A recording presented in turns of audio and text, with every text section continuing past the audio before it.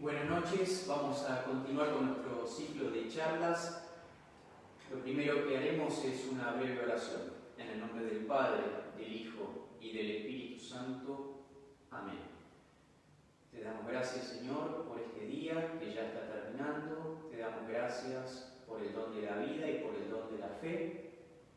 Te pedimos nos asistas en este rato que vamos a dedicar a la escucha de tu palabra, para que nos haga más cercanos a tu corazón. Lo pedimos por Jesucristo nuestro Señor. Amén. San Pablo ruega por nosotros. En el nombre del Padre, y del Hijo, y del Espíritu Santo. Amén.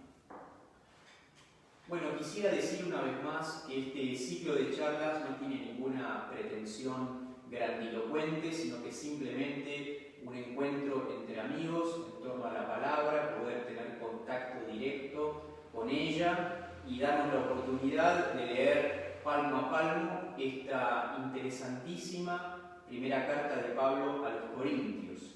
Y dentro de este preámbulo que estamos haciendo, darles una buena noticia. Seguramente ustedes, aunque no lo sepan, ya tienen algún tipo de vocabulario griego consigo. Vamos a repasar. La palabra Cristo significa ungido. La palabra apóstol significa enviado. La palabra evangelio significa buena noticia. La palabra martirio significa testimonio. Bueno, ya con esas pueden empezar a jugar un poco en su cabeza. Vamos a seguir con nuestra lectura. Habíamos dejado en el capítulo 3, versículo 13, y les decía la otra vez que me llamaba la atención la diferencia del traductor entre el versículo 10 y el versículo 11, porque Pablo alude al cimiento, al fundamento que es Cristo mismo, y sin embargo no sé por qué han decidido alternar la palabra cimiento y fundamento. Cualquiera de las dos es válida, pero sería interesante tratar de ser consecuente para darle al lector español la continuidad que el mismo Pablo expuso en su carta.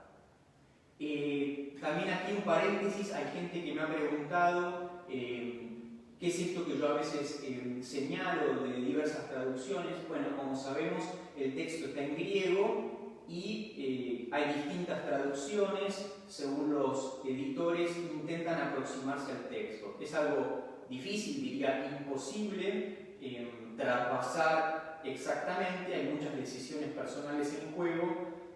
Lo que aquí intentamos hacer es enriquecer nuestra lectura precisamente aportando esos matices que una traducción no puede dar porque está limitada a una única palabra. Pero en este marco nosotros podemos ofrecer algunas alternativas. Entonces, retomando el hilo, recuerdan ustedes que Pablo había puesto esa doble metáfora del campo y de la edificación y había privilegiado la de la edificación. Lo importante es cuál es el fundamento, Jesucristo, y una vez que eso está dado, cómo es que uno construye. Uno puede construir con diversos materiales, pero llegará el día del Señor, el día del juicio, donde esa construcción pasará por el fuego, será probada y se verá la verdad de nuestra vida. Y habíamos dicho que los teólogos contemporáneos tienden a ver cada vez más el fuego del juicio como el fuego del amor de Dios. En el versículo 14 dice Pablo: si la obra construida sobre el fundamento resiste la prueba, el que la hizo recibirá la recompensa. Si la obra es consumida, se perderá. Sin embargo, su autor se salvará como quien se libra del fuego. Entonces, volvemos a estar en la misma idea del juicio, de la verificación, de cómo se ha construido, y acá llega un poco lo que ya venía siendo insinuado, que la edificación es la propia vida. Y habrá una paga, habrá una recompensa para aquella casa, para aquella vida que resiste. Coloquialmente diríamos que se la banca. Ahora, quien ha construido con material endeble, con material que no resiste el fuego del amor de Dios, la obra se perderá. Sin embargo, parece ser que el constructor, o sea, el personaje en cuestión, se salvará. Dos cuestiones aquí. La primera, uno puede decir, bueno, si su obra fue tan mala, tan defectuosa, si su obra fue consumida y perdida a través del paso del fuego, ¿por qué se salvará? Mi respuesta, sin ser un especialista, es que esa obra había sido hecha sobre Cristo. Es decir, tan importante es poner a Cristo como fundamento que después, aunque la obra sea defectuosa, el protagonista puede salvarse igual.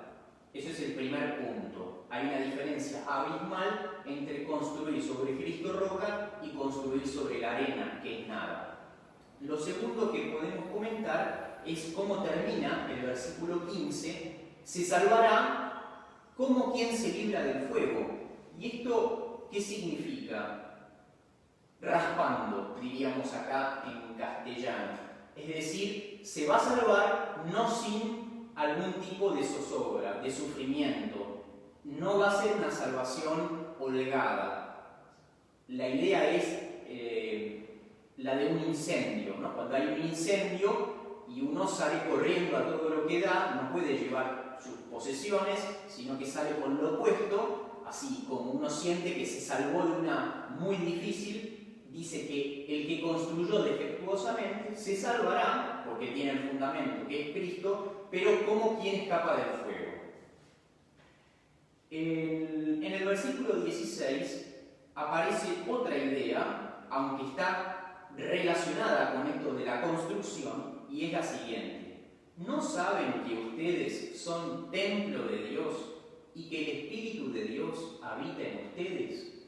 Aquí Pablo da un paso más, salta de categoría y le hace ver a su comunidad que cada uno de nosotros no solamente es una construcción, sino que es un templo. O sea, no es una casa cualquiera, sino que es un santuario. ¿Y por qué cada uno de nosotros es un santuario? Porque el Espíritu de Dios habita en nosotros. ¿Y cómo es eso posible? Bueno, por el bautismo. El bautismo, habíamos dicho, es sumergirse en la Trinidad y que la Trinidad se sumerja en nosotros. Entonces, esta es la idea, que cada uno de nosotros es sagrado, es consagrado, mirarse como un templo. Entonces, la consecuencia de esto, y es el versículo 17, es lapidaria. Si alguno destruye el templo de Dios, Dios lo destruirá a él. Con lo cual, está llamando la atención sobre lo delicado que es atentar contra otra persona que es templo de Dios por el hecho de ser imagen de Dios, y mucho más grave lo que es atentar contra un cristiano que es un templo trinitario, vamos a decir. Uno podría preguntarse si aquí Pablo no está siendo bastante severo.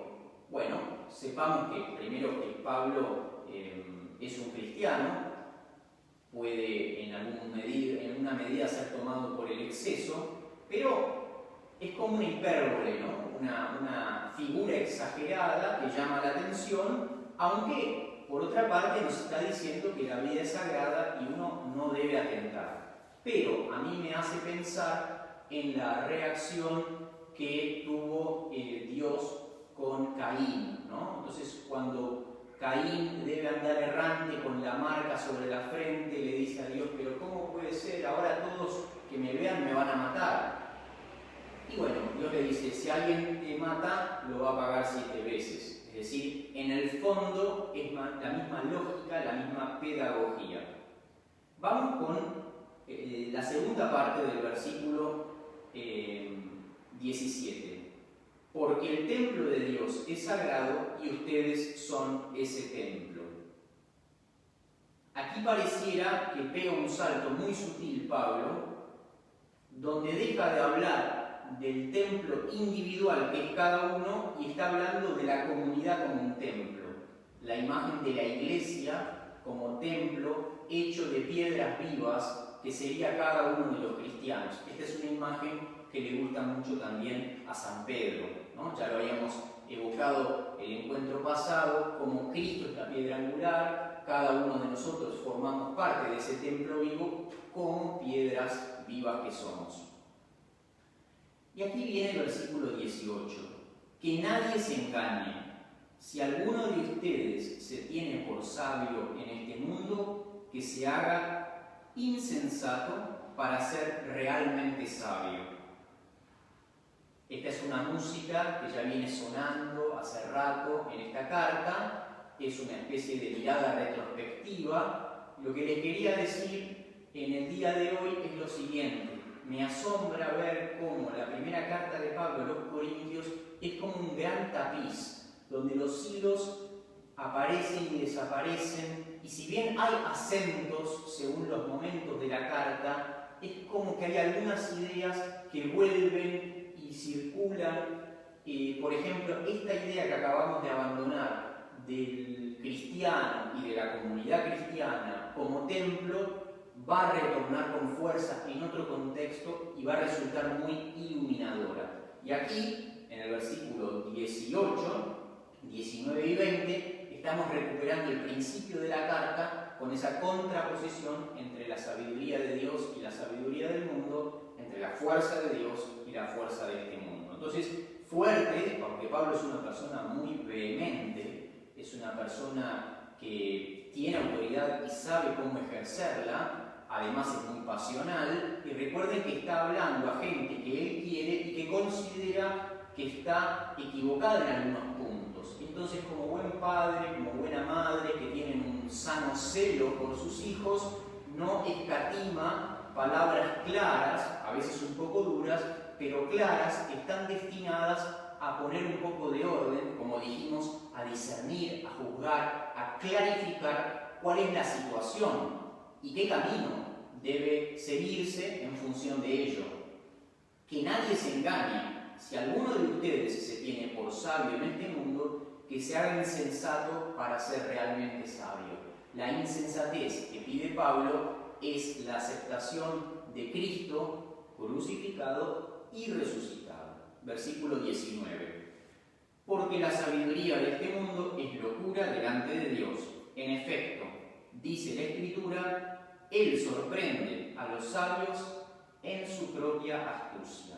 Y además, el Señor conoce los razonamientos de los sabios y sabe que son vanos.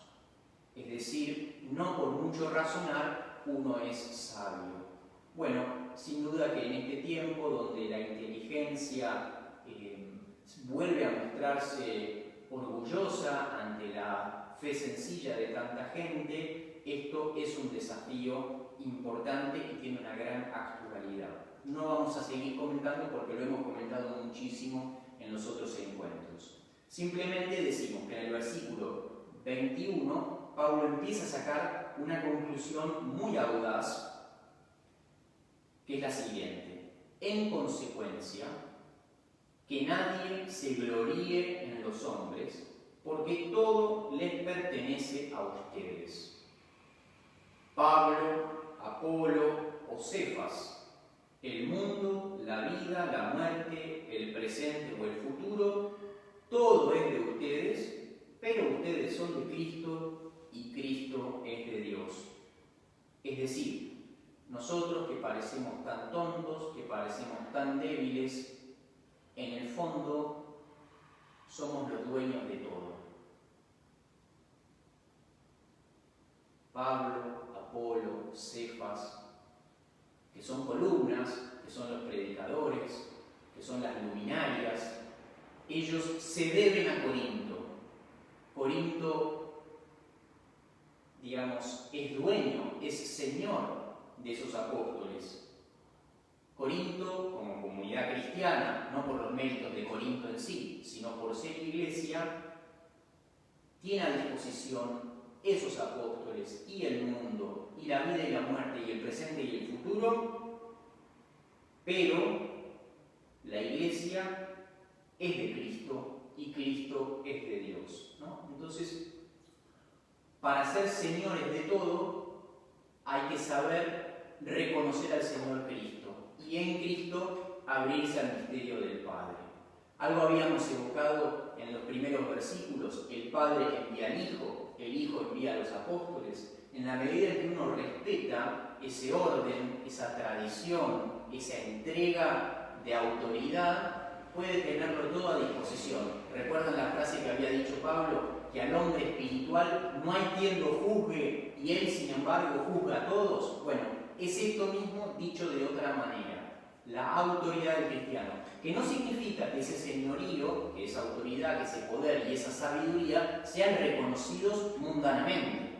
Sin embargo, ¿cómo no va a ser rey, cómo no va a ser señor un verdadero hijo de Dios, ¿no? Quien es hijo de Dios en serio, le pertenece al mundo y tiene una libertad que mucha gente ponderada de este mundo no puede ejercer. Podrá ejercerla en el ámbito exterior, pero no en el interior, que es lo que al fin del día más nos interesa. Vamos entonces a dar vuelta a la página y entramos en el capítulo 4. Pablo dice: los hombres deben considerarnos simplemente como servidores de Cristo y administradores de los misterios de Dios. Uno dice, ¿pero a cuento de qué viene esta frase? Bueno, recuerdan que Pablo se había reconocido como deudor de Corinto. Extraño, él que engendró a la comunidad de Corinto en la fe, les dice, en el fondo, yo les pertenezco. Y porque les pertenezco, debemos todos considerarnos servidores de Cristo y administradores de los misterios de Dios. Aquí comentemos las palabras.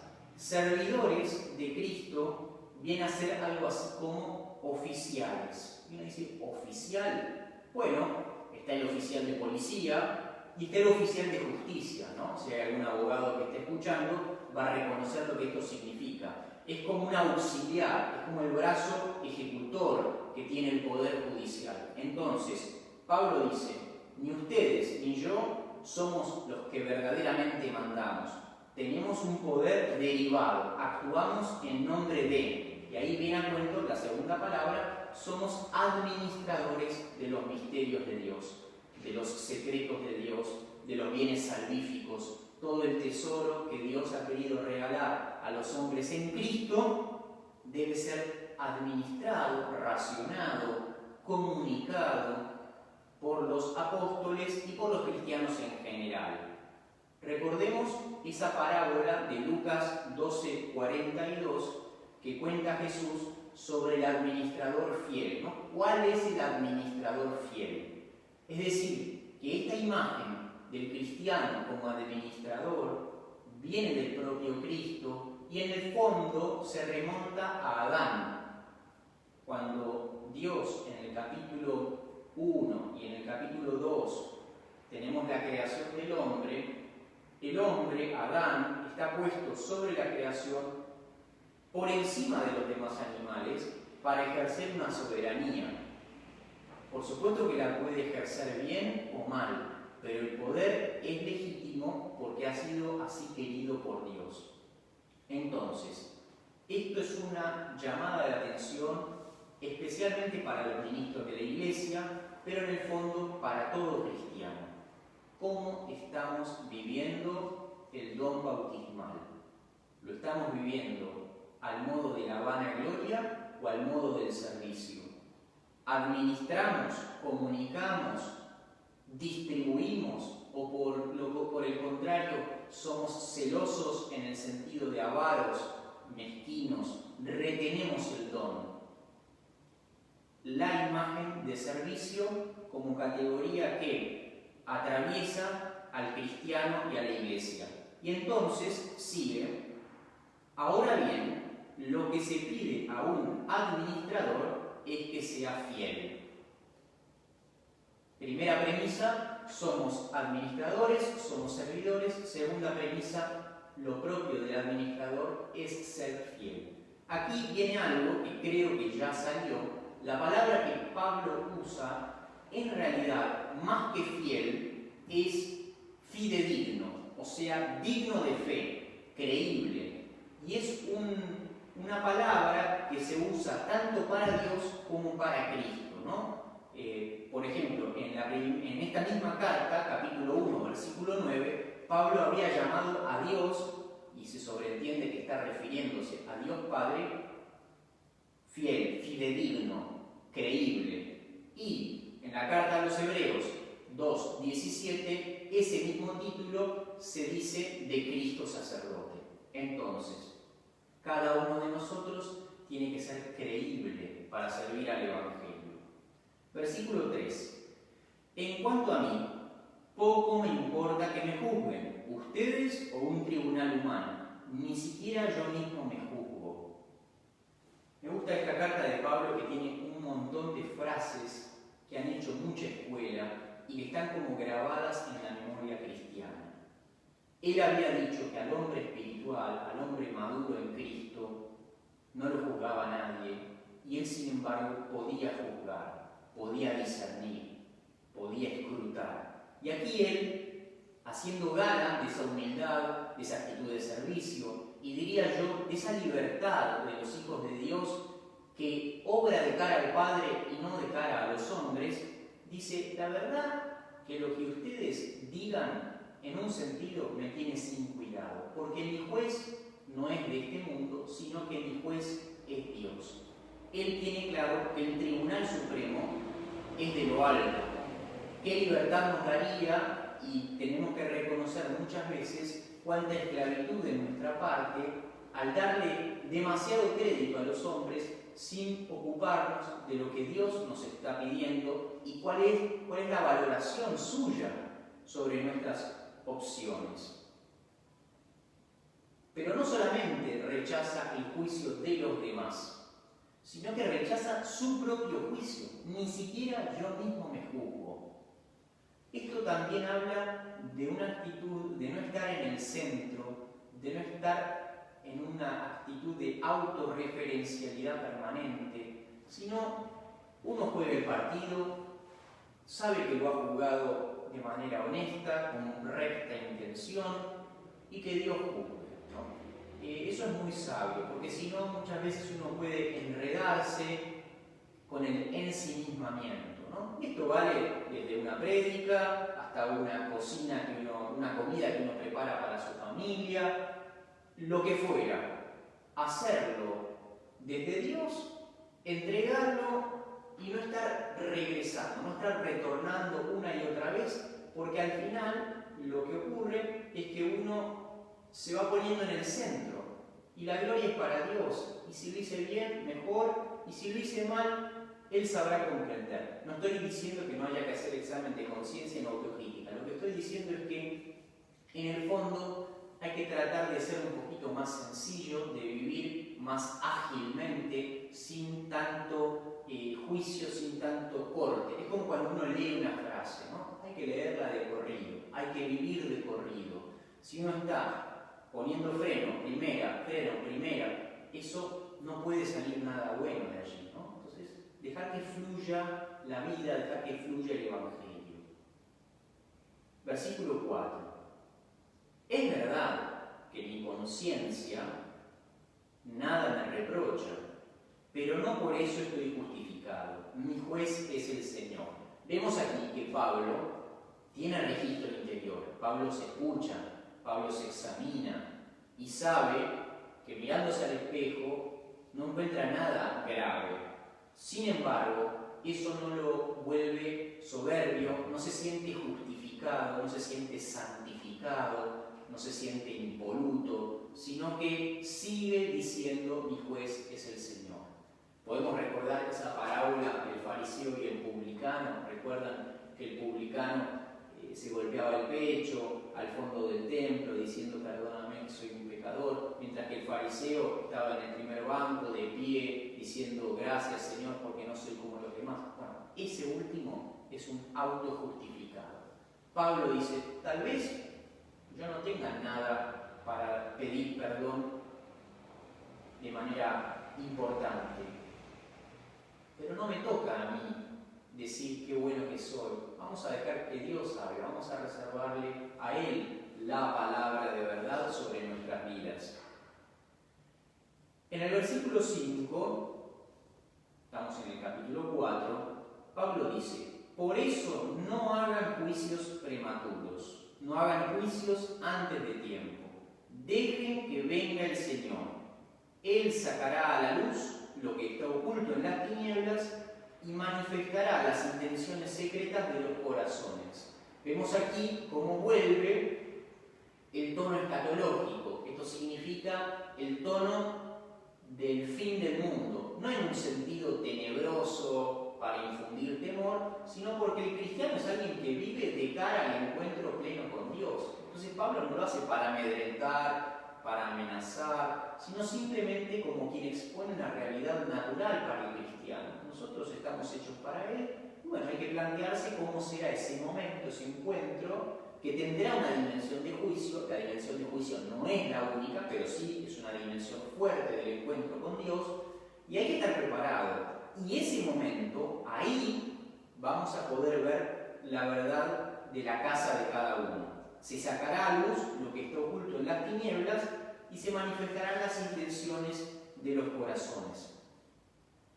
Cuando uno va avanzando en la vida se da cuenta cómo a veces se equivoca con las personas y cuánta santidad oculta hay, así como cuánta maldad oculta hay. Entonces uno va haciendo sus reflexiones para no darse con una pared, pero en el fondo saber que hay mucho que no conocemos. Por eso es linda la oración de la misa cuando pedimos por los difuntos, por aquel cuya fe solo tú conociste. Y eso en el fondo no se predica de unos pocos. Eso debiera predicarse de la inmensa mayoría. Es decir, en algunas personas la fe es algo evidentísimo porque está respaldada por una caridad que no tiene sombra. Pero después, ¿qué ser humano puede juzgar de la conciencia del otro, de la fe, del amor, de las buenas intenciones?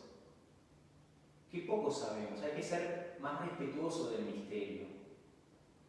Y dice Pablo: entonces, aquel día, cada uno recibirá de Dios la alabanza que le corresponde. Claro, Pablo sabe que Dios no juzga para hundir, sino que juzga para hacernos un favor. El juicio de Dios es un momento de verdad, un momento de sanación, un momento, vamos a decir, donde terminamos de entendernos a nosotros mismos. Y por eso hay que estar esperando ese día con ansias de conocer esa verdad, que es Cristo mismo, que me va a revelar la verdad de mi propia vida. En el versículo 6 dice: en todo esto, hermanos, les puse mi ejemplo y el de Apolo, a fin de que aprendan de nosotros el refrán: no vayamos más allá de lo que está escrito. Y así nadie tome partido orgullosamente en favor de uno y de otro. Pablo suele ponerse como ejemplo, y esto a veces causa extrañeza. ¿No será un poco pedante Pablo, que se pone en primer lugar? Pero bueno, como un buen maestro, como un buen padre, lo hace en el sentido de haber predicado con el ejemplo, de haber abierto un camino. Eso no significa que Pablo se sienta la referencia última, pero sí tiene clara conciencia de ser un mediador. Y no vayamos más allá de lo que está escrito. ¿Qué significa esto? Bueno, uno lo traduciría en términos coloquiales como no ser más papista que el Papa, ¿no? Entonces, hay algo que está escrito. Aquí se refiere Pablo a la Sagrada Escritura, a la Biblia, es decir, hay una palabra que está por encima de Pablo y de Apolo, y se ve que ambos entendieron muy bien qué era lo vinculante, qué era lo obligatorio y qué no. Entonces, en lo esencial, unidad. En lo opinable, libertad, y en todo caridad, ¿no? Este es un dicho de Agustín: en lo esencial, unidad; en lo opinable, libertad, y en todo caridad. Pablo y Apolo, por quien se estaba peleando Corinto, se ve que ellos entre sí no tenían ningún problema. Ellos entendían cuál era el límite entre lo vinculante y lo accesorio. Entonces les dice Pablo: si nosotros nos entendimos, si nosotros no nos pusimos celosos, no nos peleamos, ¿por qué no pueden ustedes seguir nuestro ejemplo? ¿Por qué tienen que estar ustedes repartidos en bandos, carcomiéndose los unos a los otros? Pésimo para la comunidad, ni que hablar para el testimonio externo. Vamos a las bases, vamos a recuperar la fraternidad que es propiamente cristiana. Y repite: que nadie tome partido orgullosamente en favor de uno contra otro. Nada de jactarse, nada de sentirse que los del bando de Apolo son más que los de Pablo o viceversa. Nadie saque pecho, nadie esgrima pergaminos, ¿no? Estamos todos en el mismo barco, somos miembros de la misma familia. Y aquí vamos a llegar a un versículo muy famoso, primera carta de Corintios, capítulo 4, versículo 7. En efecto, ¿con qué derecho te distingues de los demás? ¿Y qué tienes que no hayas recibido? Y si lo has recibido, ¿por qué te glorías como si no lo hubieras recibido? Es decir, Pablo dice: ¿con qué derecho te distinguís, te juzgás? ¿Con qué derecho te enalteces por encima de los demás? Porque ¿qué tenés que no hayas recibido? Es decir, todo lo que sos es don, es herencia, es regalo. Está bien, tal vez vos tuviste la inteligencia, buen tino de abrirte a ese don y de hacerlo fructificar. Probablemente lo trabajaste con mucho esfuerzo. Sin embargo, no dejas de partir de un don fundamental. Y esto vale para el plano espiritual, sobrenatural, específicamente cristiano, como también para el plano humano. Es decir, uno puede tener muchos logros en la vida, pero al final, ¿de cuánta gente depende, ¿no? Entonces, grábense siempre esta frase: ¿qué tienes que no hayas recibido?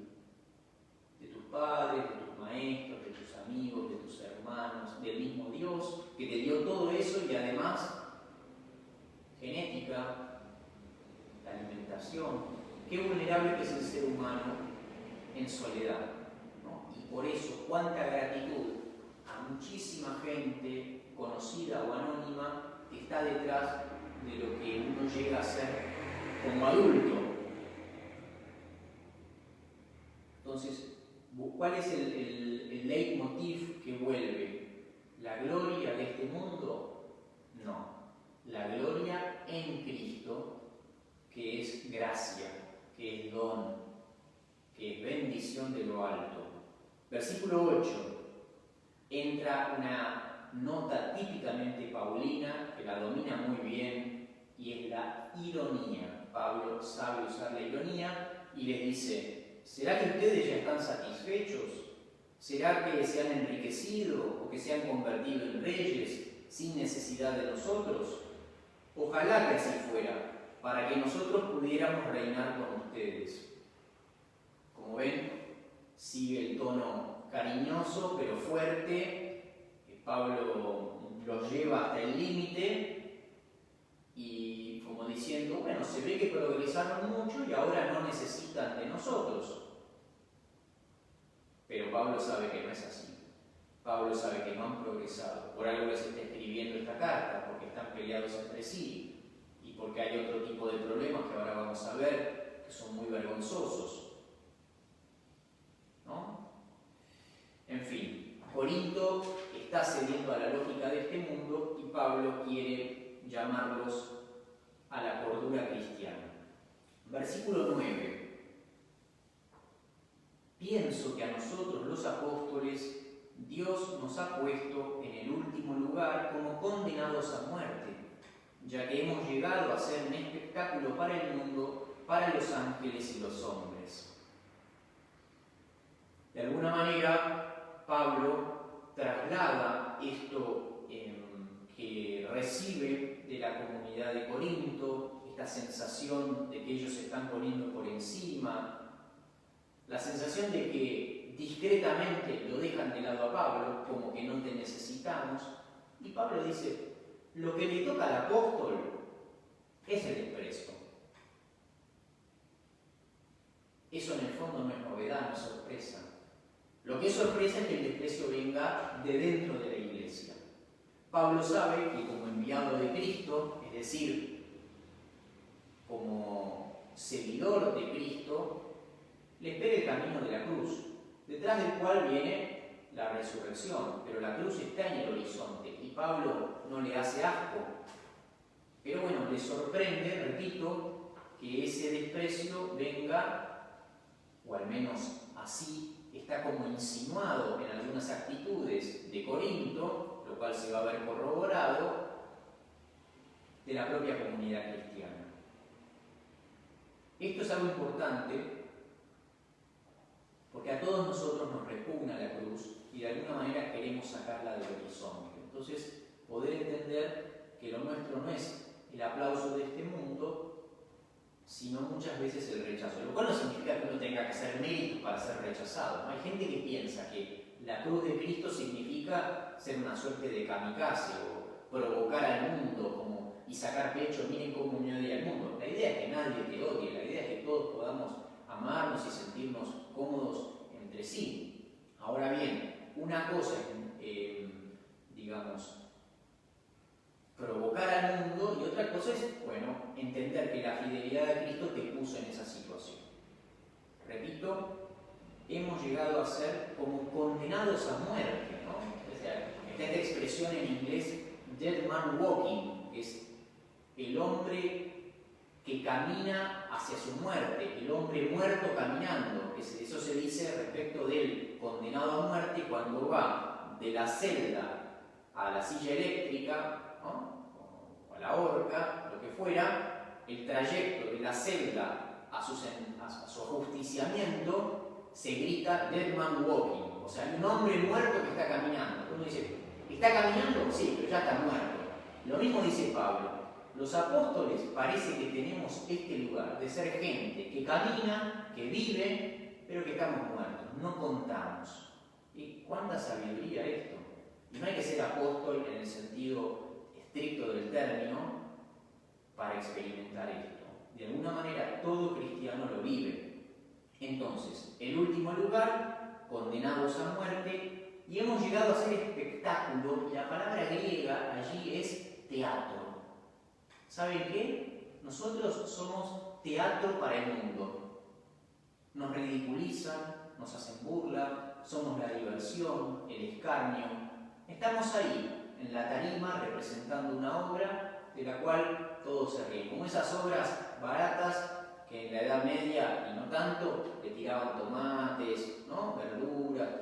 Bueno, es como decir así, representamos un papel y nuestro papel no gusta, dice Pablo. Versículo 10. Nosotros, y aquí vuelve la ironía, fíjense qué exquisita ironía maneja Pablo, y duele, ¿no? Me duele a mí, en el siglo XXI, podemos imaginar lo que habrá sido la carta en su tiempo, sobre todo para los cristianos de Corinto de buen corazón. Dice Pablo, versículo 10. Nosotros somos tenidos por necios a causa de Cristo, y en cambio ustedes son sensatos en Cristo. Nosotros somos débiles y ustedes fuertes. Ustedes gozan de prestigio, nosotros somos despreciados. ¿Qué está ocurriendo aquí? Pablo le dice, mirá qué bien ustedes, ¿eh? Resulta que a nosotros todas las pálidas y a ustedes todos los aplausos. ¿Será que ustedes están en lo cierto? ¿Será que yo me equivoqué?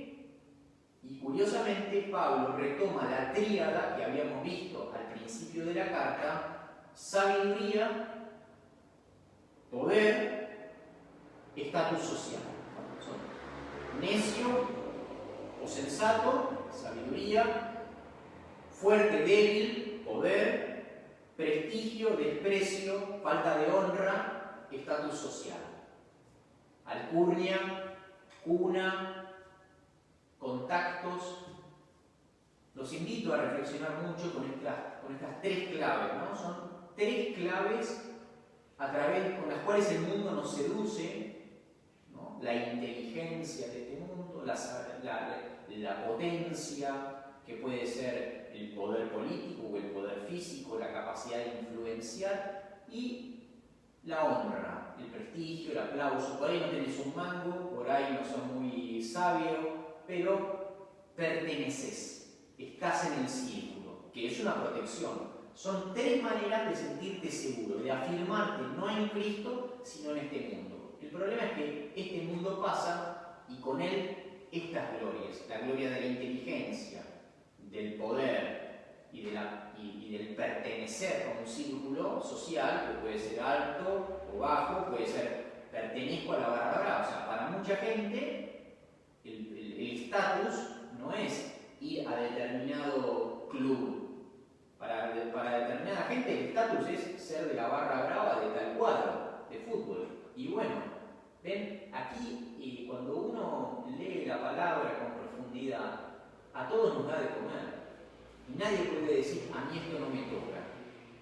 Por ahí es un círculo en un barrio perdido del Gran Buenos Aires donde 3 o 4 personas se juntan.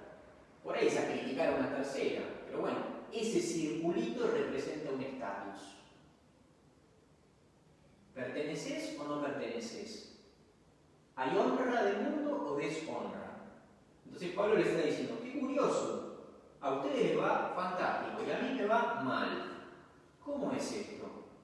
Pásenme la receta, por eso les había dicho antes, se ve que ustedes son satisfechos, se ve que son ricos, se ve que son reyes. Qué bueno, dice él, si ustedes tienen todos esos privilegios, también me toca algo a mí. Entonces, vamos a ver qué pasa en el versículo 11. Entonces, luego de esa triple contraposición, Pablo empieza a enumerar, a explayarse más bien, cuál es su situación como apóstol. Y con eso incluye a su círculo íntimo. Versículo 11. Hasta ahora nosotros sufrimos hambre, sed y frío, literalmente desnudez. Pero bueno, hambre, sed, frío, comodidades del cuerpo. Somos maltratados, abofeteados literalmente, nos cachetean. Vivimos errantes, o sea, como nómades, como vagabundos. Nos agotamos trabajando con nuestras manos. Ustedes saben que Pablo tenía por oficio hacer tiendas, hacía carpas.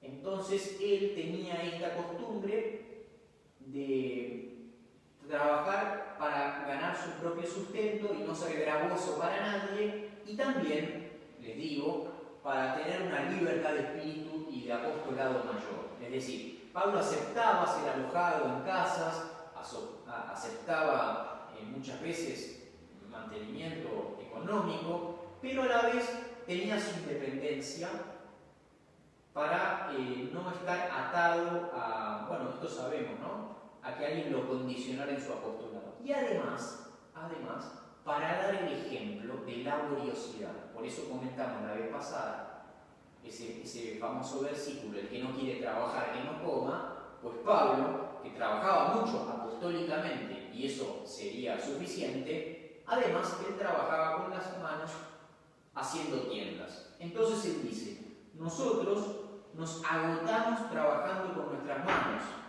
Nosotros tenemos muchísimas dificultades, ¿no? Son 6 cosas, me parece curioso, siempre estas enumeraciones. Hambre, sed y frío, o desnudez, maltratados, abofeteados, errantes, con todo lo que significa no tener un hogar. Recuerdan eso de Cristo, el Hijo del Hombre no tiene dónde reclinar la cabeza. Un verdadero seguidor sigue lo de Cristo, ¿no? Las aves del cielo tienen sus nidos, las zorras tienen sus madrigueras, y el Hijo del Hombre no tiene dónde reclinar la cabeza. Lo mismo le pasa a Pablo. Pablo le dice, esta es mi situación, no es la comodidad total. la paso mal, ¿no? Y dice, nos insultan y deseamos el bien. Literalmente, bendecimos. Que eso quiere decir, desear el bien y bendecir significa lo mismo. Entonces, fíjense esta seguidilla. Nos insultan y bendecimos. Padecemos persecución y soportamos. Nos calumnian y consolamos a los demás. Entonces, luego de haber enumerado a través de 6 situaciones lo mal que lo pasan, va a aportar 3 situaciones de contraste donde se va a manifestar la paradoja de la felicidad cristiana en el estilo de las bienaventuranzas. Por eso les aconsejo leer Mateo 5, del 43 al 48, donde Cristo invita a rezar por los perseguidores. Bueno, Pablo está cumpliendo el Evangelio. Esto es muy bueno, porque a veces nuestra mirada de Pablo es como un poquito yuxtapuesta de los Evangelios, como que está Jesús y su prédica en los Evangelios por un lado y Pablo por otro. Pero Pablo se encontró con Jesús camino a Damasco, personalmente, y además interactuó con los apóstoles mucho rato, recibiendo de ellos todas estas enseñanzas. Entonces, Pablo las asimila poniéndolas por escrito, pero también viviéndolas en carne. Uno puede ver el Evangelio vivido en Pablo. Y otro texto en esta misma línea, que acompaña las bienaventuranzas, es el de Romanos 12, 14, donde Pablo dice lo mismo, que hay que bendecir siempre y no maldecir nunca, y bendecir a los que a uno lo persiguen. Entonces, en el momento de la prueba, del apremio, de la dificultad, de la persecución, Pablo responde con bendición, con caridad, poniendo la otra mejilla. Y esto no es retórica, porque uno dice, qué lindo que suena, qué arte retórico el de Pablo. Sí, ciertamente, es retórica, pero esto es vida, esto es ejemplo. Pablo les está escribiendo a los corintios y les dice, esta es mi situación, no es algo que él imagina, él describe lo que vive. Y ciertamente, acá no hay lugar para la exageración o para la mentira, porque esto era fácilmente constatable, como es constatable hoy. Alguien viene acá y dice que hace algo, en 2 minutos nos enteramos si es verdad o no, porque la gente habla. Cuanto más encumbrado, cuanto más significativo es una persona para una comunidad, es más fácil, está más a la vista y todo el mundo comenta. Entonces, repito, esto no es retórica, esto es como Pablo vive y por eso con libertad puede hablar de sí mismo. Hemos llegado a ser como la basura de este mundo, objeto de desprecio para todos hasta el día de hoy. Objeto de desprecio para todos. Basura, desprecio. Entonces, el realismo de Pablo y del camino que propone Pablo, del evangelio que predica Pablo, es el de Cristo. Muerte y resurrección. Pablo no vende un lecho de rosas, sino que propone el camino de plenitud que pasa por la cruz y llega a la vida nueva del resucitado. Les dejo 3 verbos que Pablo nos propone: bendecir, soportar y consolar. ¿No? Frente a toda esta maraña de malos momentos, tiene para ofrecer no amargura, no insultos, sino bendición, aguante, paciencia, soportar, resiedumbre y consolación. Uno dice, ¿cómo? Estando tan bajo, ¿todavía podés ofrecer consuelo, ofrecer alegría, esperanza a otros? Y eso es lo que hacen los santos, eso es lo que hace la gente de Dios. Es decir, sufre realmente, no es de mentirita, le duele y llora y no quisiera que fuera así, pero tiene un resto, porque la fortaleza no está en su humanidad, sino en Cristo. Pablo va a decir en otra carta, todo lo puedo en aquel que me conforta, ¿no? Entonces, aún en medio de la tribulación, hay un resto que viene del Espíritu que permite iluminar, como la lógica del resucitado. De las llagas brota esa luz nueva. Bueno, vamos a ir terminando por aquí. Los últimos dos versículos que vamos a leer, 14 y 15. No les escribo estas cosas para avergonzarlos. Qué lindo, ¿no? Entonces, fíjense, Pablo les dio una bofetada, realmente. Pablo les enrostró la situación de ellos, la situación suya, el contraste era evidente, no solamente a nivel exterior, sino a nivel de calidad evangélica de vida entre unos y otros. Y aquí es como que pone un rebaje Pablo, es decir, aminora la marcha y vuelve a un tono más tierno, ¿no? Pablo es un gran administrador de pasiones y de tonos.